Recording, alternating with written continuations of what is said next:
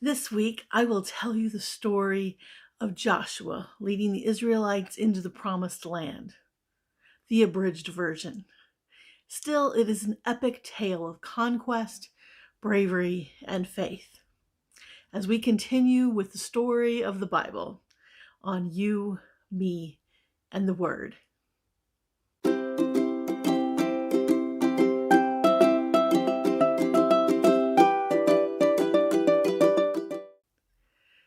The Israelites were a group of people who had been wandering in the wilderness for 40 years after escaping slavery in Egypt. First, they were led by Moses, who had received instructions from God to take them to the promised land, a land flowing with milk and honey. In other words, with great abundance and opportunity. Land that had been promised to their ancestor Abraham over 400 years before. Moses had died, but Joshua was appointed as Moses' successor by God. For 40 years, he served as Moses' right-hand man, so to speak.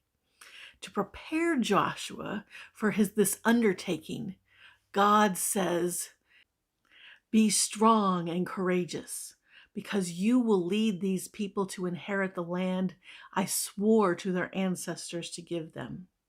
Be strong and very courageous. Be careful to obey all the law my servant Moses gave you. Do not turn from it to the right or to the left, that you may be successful wherever you go. Keep this book of the law always on your lips. Meditate on it day and night, so that you may be careful to do everything written in it. Then you will be prosperous and successful. Have I not commanded you? Be strong and courageous. Do not be afraid. Do not be discouraged, for the Lord your God will be with you wherever you go." God is with them, but the conquest is not without its challenges. It starts with the miraculous crossing of the Jordan River, which was parted by the power of God, like when Moses parted the Red Sea. But there was a difference. One, no Moses. This time, there can be no doubt that it's God that is doing it. Two, the men carrying the Ark of the Covenant. Do you remember Raiders of the Lost Ark? Israelite men are carrying this ark in front of the people. It represents God's throne, basically the power of God. And that power is leading them into the promised land. God is, in fact, leading them into the promised land. When the carriers touched the water of the Jordan River, did I mention that this river was at peak flood stage? They touch the edge of the bank and the water stops flowing from upstream.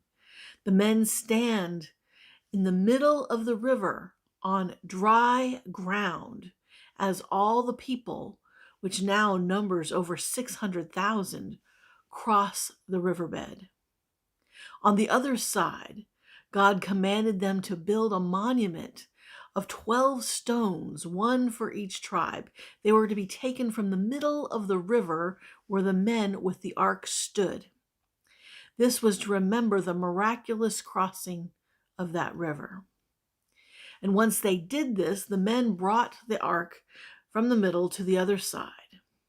And as soon as they stepped out of the riverbed, the raging river resumed flowing. This episode gives the people confidence that that God is with him, the way he was with Moses. So Joshua leads the charge, and with God's help, he leads the people to take down mighty city after city, from Jericho, where the walls come tumbling down, to Ai, where an ingenious strategy led to victory. Joshua proves himself to be a fearless and strategic leader.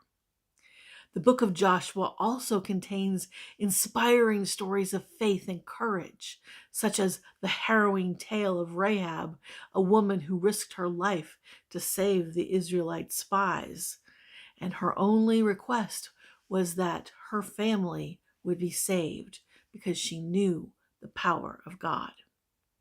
The Israelites must face off against powerful enemies, including the Canaanites and the Amorites, and even the sun stands still to give them time to finish the battle.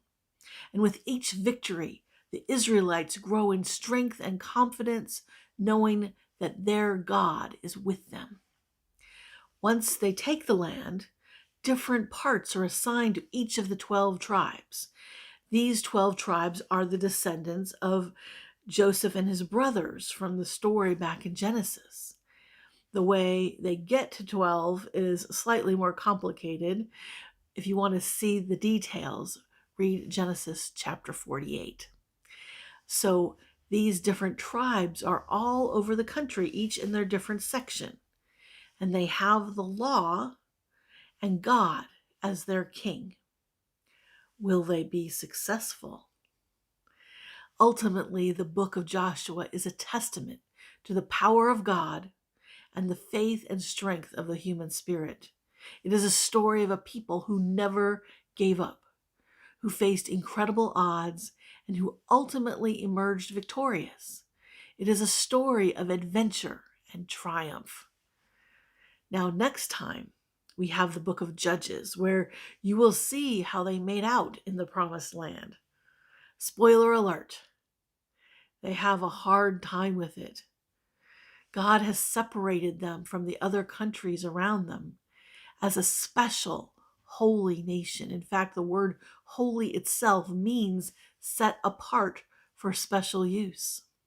So God has deemed them as God's special possession. And yet, all they want is to be like the other nations. But more about that next time on You, Me, and the Word. Want to see more? Make sure to like this video and subscribe, and hit the bell icon to be notified when I have something new. You can see other parts of the story of the Bible on the playlist that I have linked in the description. Thanks for watching. That's all for this time. I'll see you again soon.